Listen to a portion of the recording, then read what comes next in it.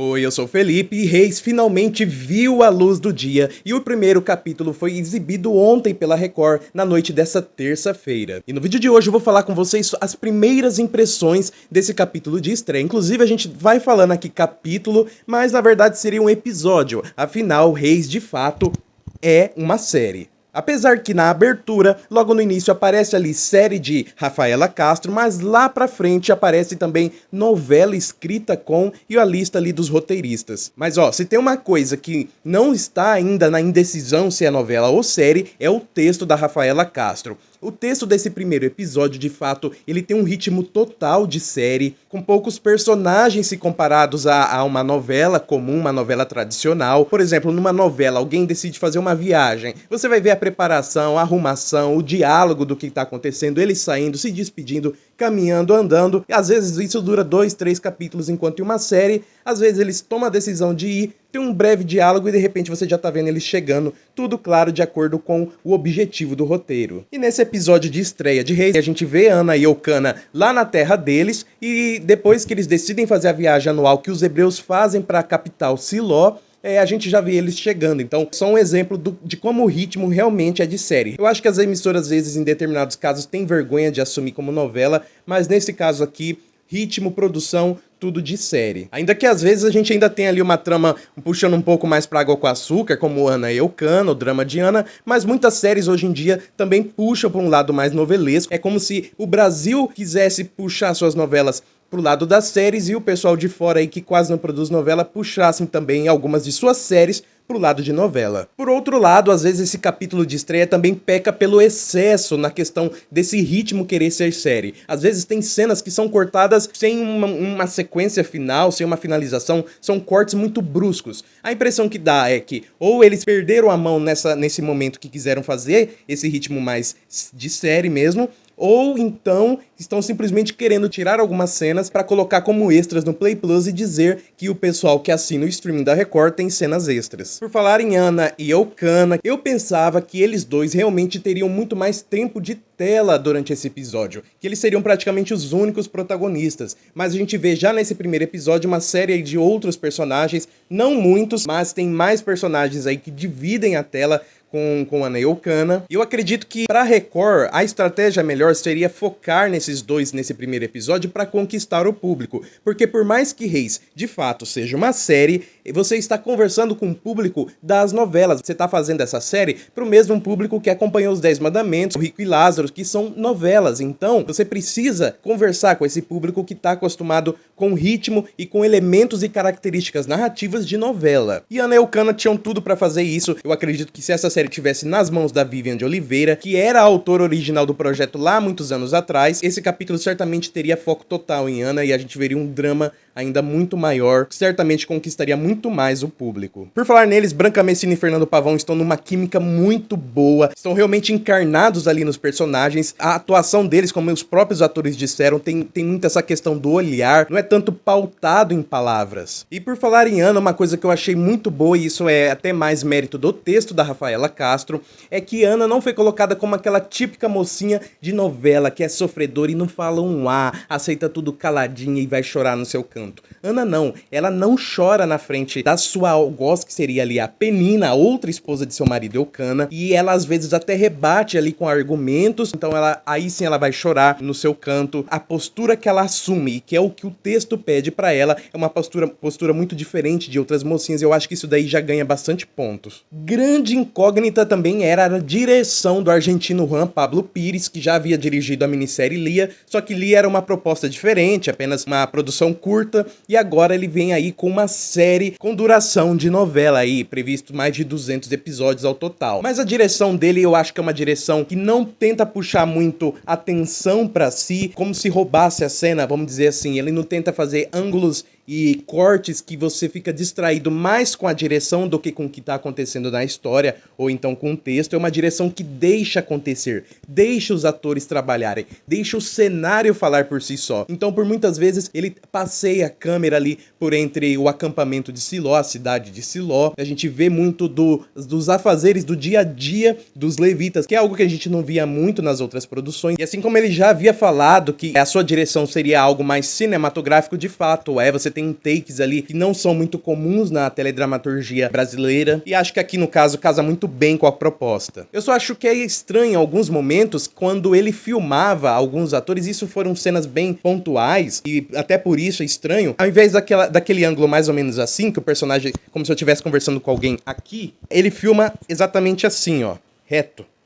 E o ator olhando pra câmera. Não consigo entender qual é o objetivo disso, a gente não conseguiu entender qual é o propósito daquilo. Mas o conjunto da obra aqui, em relação à direção do Juan Pablo, tá muito bacana. Efeitos especiais, devo dizer o mesmo, o trabalho do Juan Pablo já é de efeitos especiais nessa área, lá na Argentina, e aqui a gente vê um trabalho bem legal. Tem numa determinada cena, uma das primeiras que a gente vê a casa de Ana Eucana, no nascer ou pôr do sol, uma coisa assim. Tá numa cena lindíssima, um take de cinema, coisa bonita de ver. Já lá na capital, Siló, né, um cenário, um tipo de cenário construído que não vimos muito nas produções anteriores. Ao redor do acampamento tem alguns morros que foram construídos realmente no set, com algum tipo de material ali que é bem realista na tela, e ao fundo a gente tem toda uma paisagem montanhosa feita digitalmente, que também tá muito bem inserida na tela. Mas tem uma coisinha que ali, vez ou outra, parece que fez feio, ainda mais pra uma estreia, ainda mais pra uma produção do tipo, que você percebe, às vezes, no canto da imagem, assim, ó, mais ou menos aqui,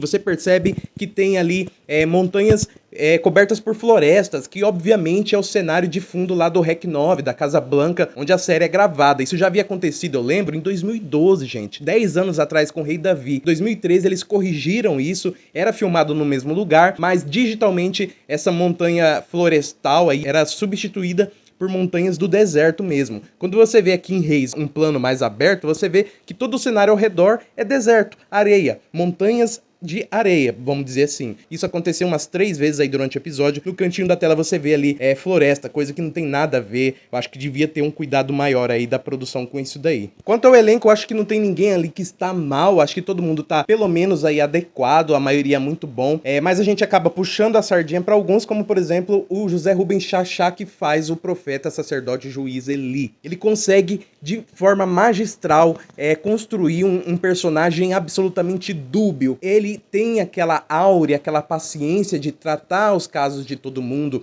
de entender a pessoa, qual é a necessidade dela e aconselhar segundo ali as leis de Deus, mas ao mesmo tempo é um homem que fecha os olhos, escolhe fechar os olhos para os erros dos seus filhos, por mais que os hebreus, muitos deles, venham reclamar com ele, mas ele não quer saber, até acaba destratando de certa forma o pessoal em defesa dos filhos, o que torna ele conivente, ou seja, um personagem absolutamente intrigante, instigante, complexo e que vai render aí muito drama nos próximos episódios, certamente. Os vilões, gente, estão muito bem, tanto ali Ofni e Finéias, hebreus que exalam um ar de superioridade, apesar de claramente serem totalmente hipócritas, né, principalmente Ofni, e também os filisteus. A gente teve ali uma rápida cena no palácio dos filisteus, tinha ali o rei, o seu filho, se eu não me engano, um dos soldados, e mais a sua esposa, a rainha, que é vivida pela Silva Pfeiffer, que curiosamente numa cena ali de segundos também não fala nada. Então ela entrou muda e saiu calada, mas ok, certamente nos próximos episódios vai ter muito mais chance de brilhar também. A trilha sonora é assinada principalmente pelo Daniel Figueiredo, que já assinou aí as trilhas sonoras de várias produções bíblicas, os 10 Mandamentos, e pra mim, já disse antes, eu considero um gênio da trilha sonora. E aqui o trabalho dele, em conjunto aí com a sua equipe, é uma trilha sonora que também não quer, assim como a direção não quer puxar atenção pra si, não que suas outras queriam. Você pegava algumas músicas aí de outras produções,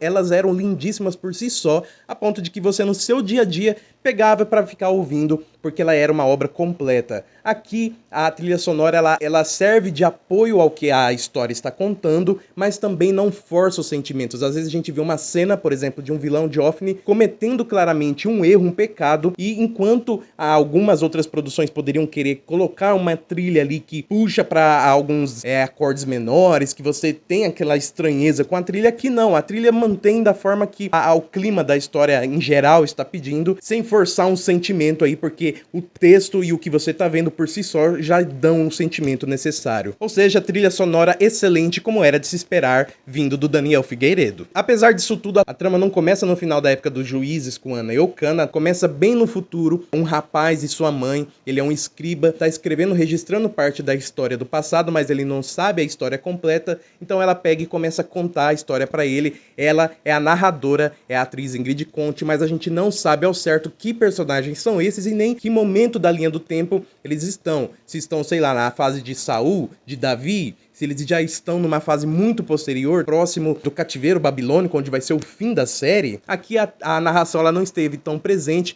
mas mais repetitiva do que ela poderia ser foi, acredito eu, os diálogos do Elcana com os filhos ali, os filhos dele com Penina, que ele explicou muita coisa, toda hora os filhos faziam perguntas, acho que passou um pouco do ponto e ficou expositivo demais. Mas antes mesmo dessa primeira cena da narradora com seu filho, teve uma cena ali, uma espécie de trailer, de chamada, sabe? Nenhuma voz, mas só cenas do futuro da série, de batalha, de não sei o que. Um negócio que não tem o menor cabimento, não tem por que tá ali, ainda em preto e branco pra já nos primeiros minutos afugentar a parte do público. Acho que tá sobrando aquela cena ali, foi um equívoco total. Já em relação à abertura, muita gente aí gostou e de fato é uma ótima abertura, claramente inspirado na abertura de Game of Thrones, mas eu acho que aqui combina muito porque assim como Game of Thrones tem ali seus diversos reinos, né, e disputas pelo poder, aqui a gente tem também de certa forma diversos reinos. O que eu não gostei nessa abertura foram os personagens, alguns personagens aparecendo. Você tá tendo a abertura e aqui desse lado parece um Profeta Eli, aqui Ana, Eucana, é um estilo das novelas mexicanas que eu particularmente não gosto muito. Eu entendo que tem quem goste, mas eu acho que não combina com a proposta aqui dessa produção. Essa é a minha única ressalva com essa abertura, porque de resto tá muito legal, muito bem feito, com uma trilha também super adequada. Por outro lado, se você viu aí todas as chamadas, ou a maioria delas, você